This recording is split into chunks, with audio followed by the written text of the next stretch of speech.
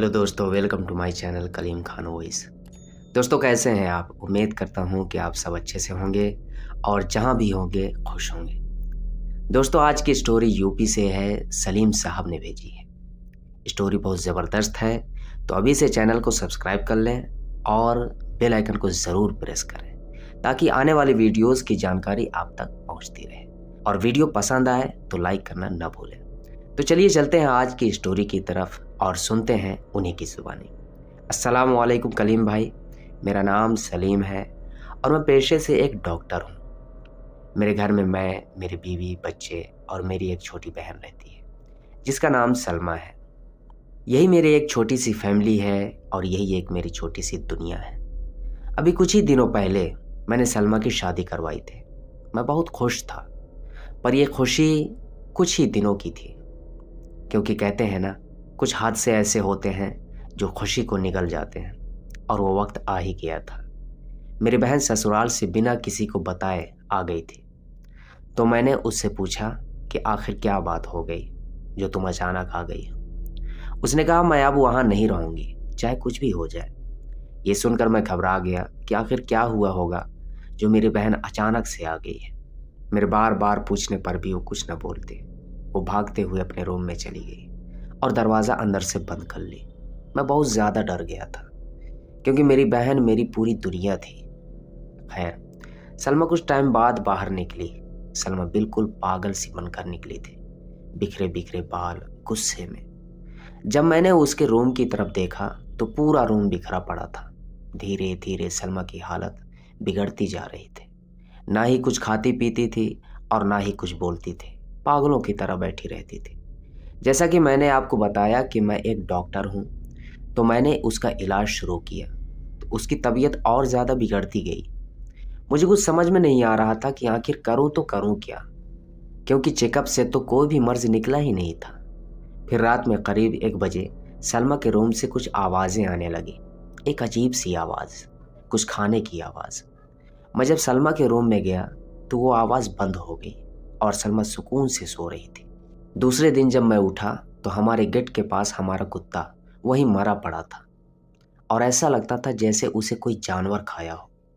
ना चाहते हुए भी मेरा शक सलमा पर जाने लगा। फिर उसी रात जब मैं उसके रूम में गया तो सलमा वहाँ नहीं थी। मैं इधर उधर तलाश किया पर वो नहीं मिली।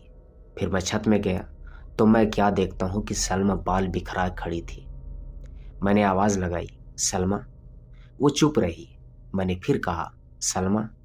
वो धीरे धीरे मुड़ी और मुझे देखकर मुस्कुराई और छत से कूद गई। मेरा तो दिमाग ही काम करना बंद कर दिया था।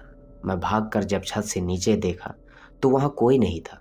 मैं भागते भागते नीचे गया तो ना ही सलमा थी, और जिस जगह पर सलमा गिरी थी वहाँ कोई निशान भी नहीं था। मैं सलमा को इधर उधर ढूंढने लगा और सलमा मेरे सर के ऊपर थी। वो दीवार पर चल रही थी, पर यह सलमा तो थी ही नहीं, बल्कि उसकी शक्ल तो बिल्कुल डरावनी थी। वो चलते चलते अपने रूम में चली गई और दरवाज़ा अंदर से बंद हो चुका था। मैं वहीं जाकर बैठ गया।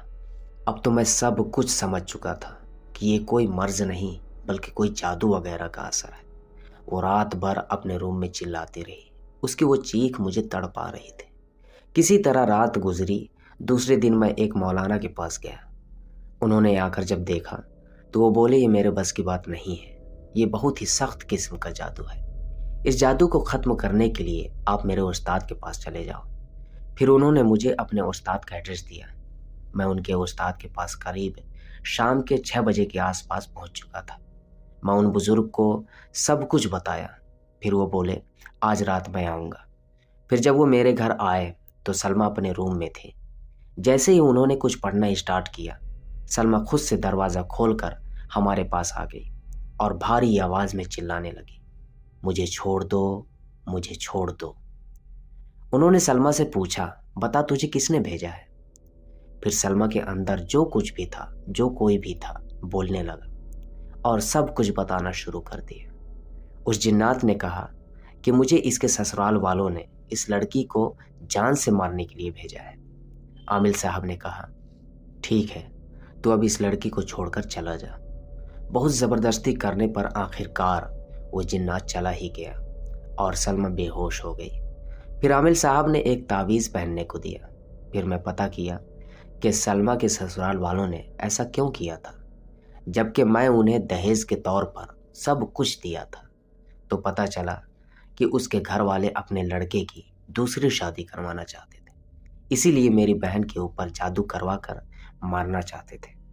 खैर, अब तो मेरी बहन मेरे साथ ही रहती है और अब हम बहुत ज़्यादा खुश हैं और अच्छी ज़िंदगी गुजार रहे हैं। तो दोस्तों, ये थी सलीम साहब की स्टोरी।